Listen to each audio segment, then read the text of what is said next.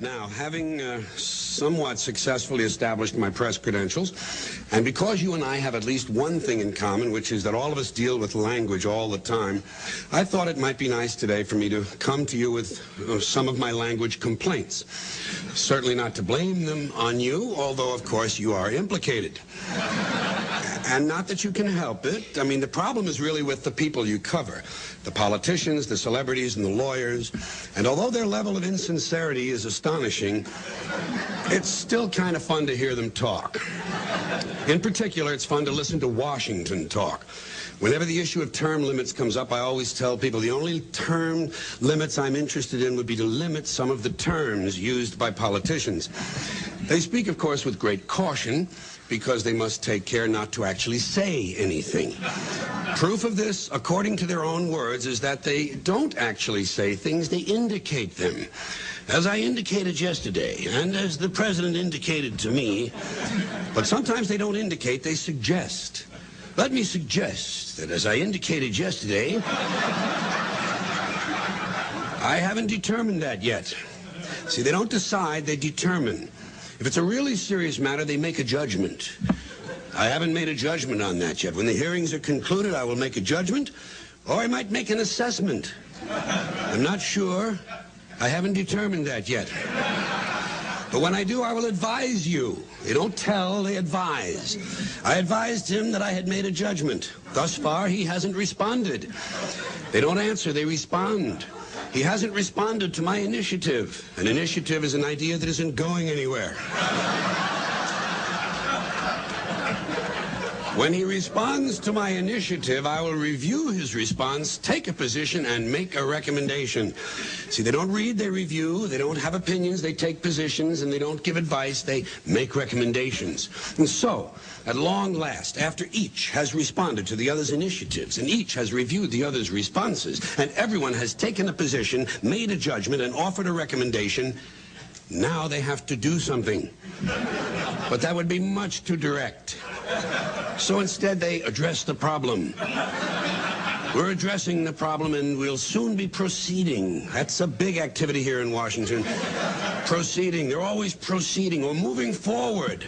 A lot of that goes on. Senator, have you solved that problem? Well, we're moving forward on that. And when they're not moving forward, they're moving something else forward, such as the process. We have to move the process forward so we can implement the provisions of the initiative in order to meet these challenges. No one has problems anymore. Challenges. That's why we need people who can make the tough decisions. Tough decisions like how much soft money can I expect to collect in exchange for my core values?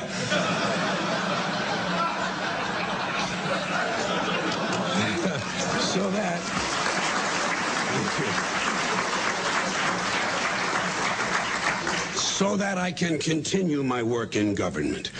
Of course, no politician would admit to such a lowly station as working in government, serving the nation. I'm serving the nation. Another favorite distortion is public service. I'm in public service. I like America, don't you? The food is great, but the public service is terrible.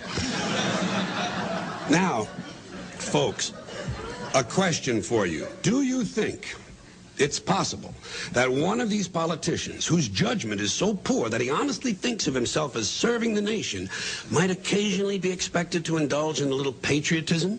Huh? What do you think? Well, of course, not only is it possible, it's inevitable, and that's when he's at his very best. That's when he trots out the really good stuff all across this great land of ours, the greatest nation on earth, the greatest nation in the history of the world. And in times of military crisis, you can be sure that someone in a suit in this town will eventually plant himself in front of a camera and carry on a great deal about the most powerful nation on the face of the earth. Now, normally, during peacetime, the politicians will refer to people in the military as our young men and women stationed around the world.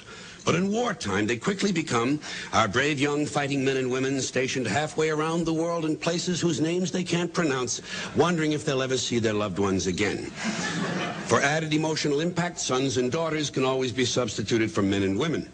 And so I think we can sum this up by saying that where the military is concerned, the extent of a politician's insincerity can be measured by how far around the world our soldiers are stationed and whether or not any of them can pronounce it.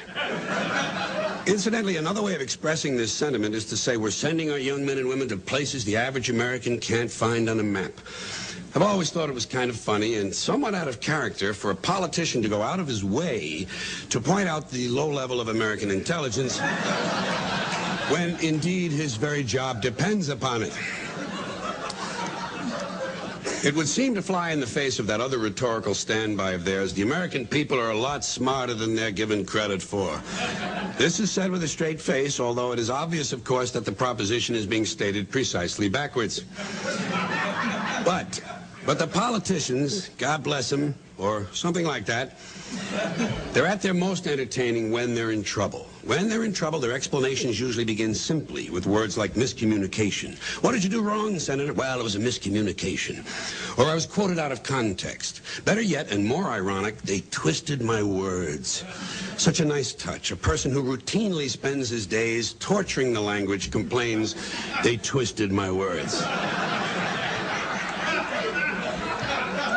Then, as the controversy continues to heat up, he moves to his next level of complaint. The whole thing has been blown out of proportion. It's always the whole thing. Apparently, no one has ever claimed that only a small portion of something was blown out of proportion. Has to be the whole thing. That's because now he's feeling the heat. And so, as time passes and more evidence comes in, he suddenly changes directions and tells us, we're trying to get to the bottom of this. Now he's on the side of law and order. It's jiu-jitsu, really.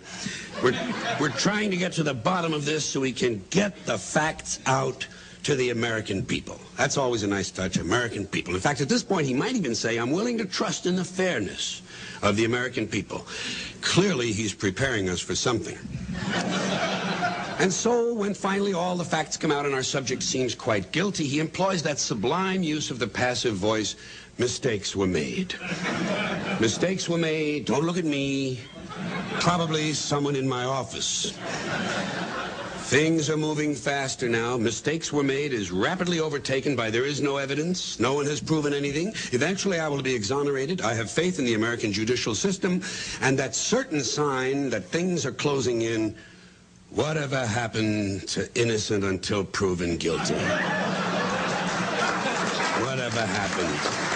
Well, Well, he's about to find out. And we know this must be true because the next thing we hear from him is, I just want to put this thing behind me and get on with my life. I just want to put this behind me. That's an expression we hear a lot these days in all walks of life. From people in all walks of life. Usually the person in question has committed some unspeakable act. Yes, it's true, I strangled my wife, shot the triplets, set fire to the house, and sold my young son to an old man on the train.